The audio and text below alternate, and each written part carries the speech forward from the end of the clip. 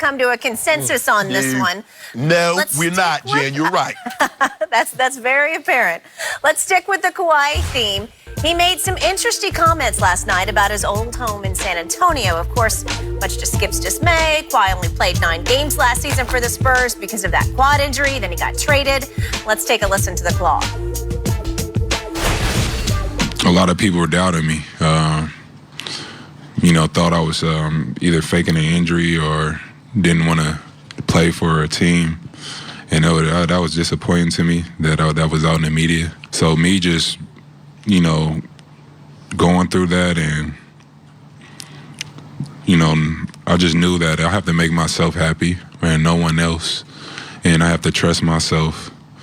And it doesn't matter what anybody has to say about me.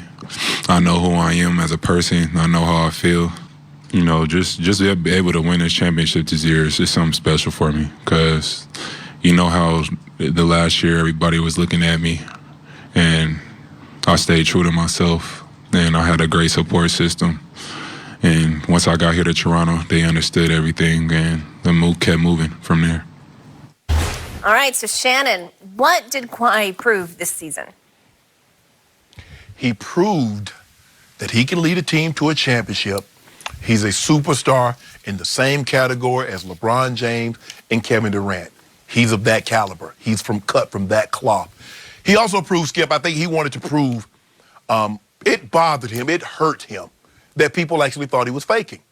And it's hard for me to understand how people can think that, given having been a professional athlete, knowing where a lot of these guys came from very similar backgrounds that I did, is that you work all your life to get into this situation.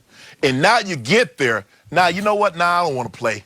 I'm good. I've made it this far. I can just sit back and rest on my laurels. That's not him. I believe, I will go to my grave believing that Kawhi Leonard was hurt to the point that he felt he couldn't play. And you said that Kawhi, in the 7 years that he was there, he was always hurt. Well, then why didn't they put him on the hot seat then? Why wasn't the problem when he complained about his ankle? Or you said he complained about his elbow, he complained about his back. No one put him on the hot seat then. It just now, all of a sudden, Kawhi's been the same. The one thing I know about this guy, I don't know him personally, but watching his mannerisms, he's like clockwork. You can set your clock by him. You know exactly what you're going to get. Yeah, he's not up and down. Mm-hmm. He's right here, Skip. Mm. He's steady. Now, you might not like that steadiness because you like to see the range of emotion. You like to see some ebbs and flows in a person, but that's not what he is. Mm. Skip, he proved that the way he went about it, he was right. They didn't believe him. And he's like, you know what? I'm not going to make anybody else happy. I got to make me happy. And at the end of the day, that's where a lot of people mess up, Skip. They try to please everybody else except themselves. And in the process of trying to please others, you make the one person that should be the happiest the most disappointed. That's yourself. Kawhi says, nah. He got to a place, they believed him, they gave him load management, whatever that is now, Skip. He took 22 games off. He rewarded their faith, their belief in him by delivering a championship. You know what it hurt so bad for you and the Spurs? Because you know your championship window, when he walked out the door, it closed behind him. Wrong. Very wrong. So my turn? It's your turn. Okay, so you say, why didn't they put him on the hot seat before that 73 games he missed last year? Because they gave him break after patient break after patient break. You need 20 games off? Take 20 games off. You need 10 here? Take 10 here. You need 7 games off? Take 7 games off. You don't want to play the back-to-back? No problem.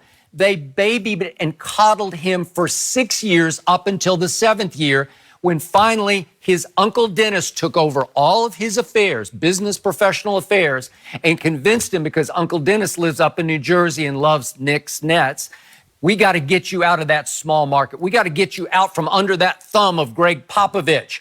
And so what he proved, big picture, was that in today's NBA, you can get your way by quitting on the team that made you the player that you are. Because remember what he was when he got drafted. No. Nobody would have taken him with the 15th overall pick. He was a shy kid known as nothing but a defensive stopper, who was an underrated talent that R.C. Buford said, I can make something out of that kid. And they got him with the shot doctor of all shot gurus, Chip England. And they completely rebuilt his shot. And then Pop and Tim Duncan and Manu Ginobili and Tony Parker taught him how to win, how to be a pro, how to handle himself. And how did he repay them? By exaggerating some thigh bruise injury because he just wanted out.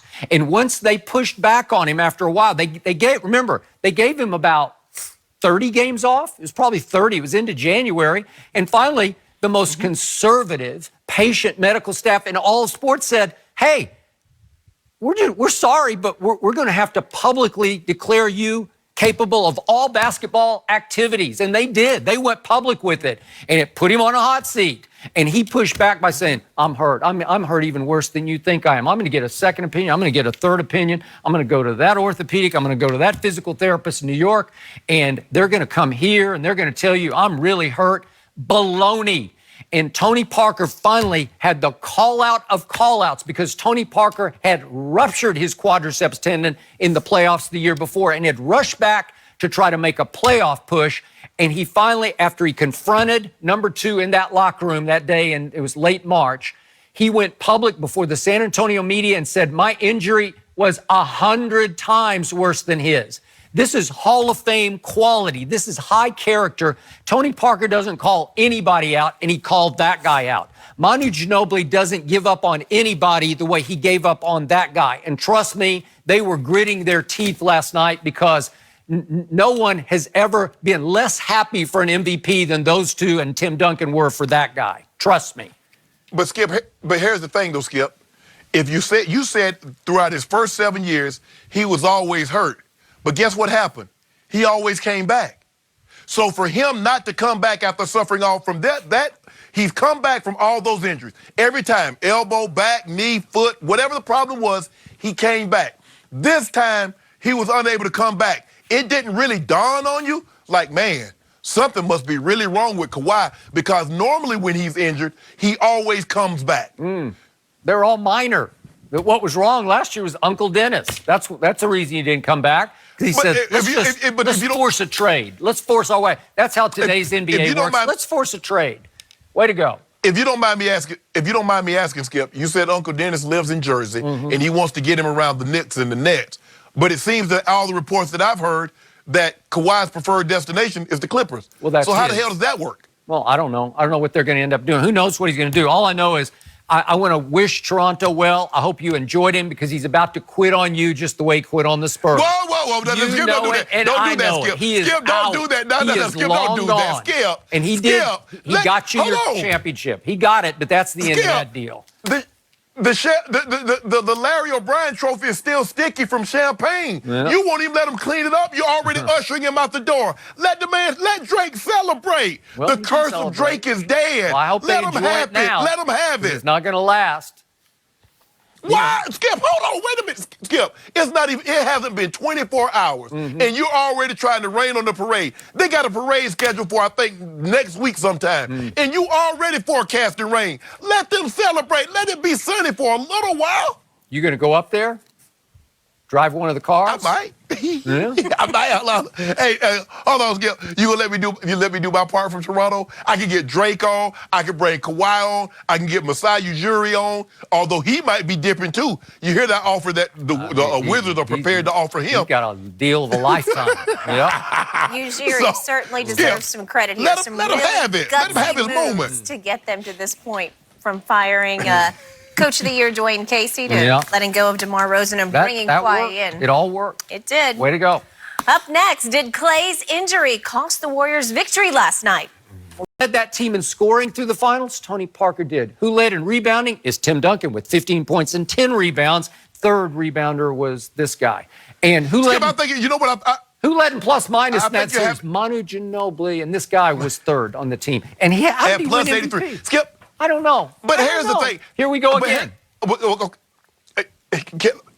Let me take your points backwards. The first one, You seem to have a problem with Kawhi winning Finals MVP in 2014, but you got that problem now in 2019 that you didn't have in 2014. That was something you should have broached then. The statute of limitations of you having a problem with him winning the Finals MVP is null and void. If you don't mind me asking, Skip Bayless, can you tell the people at home who led both teams in fourth quarter scoring?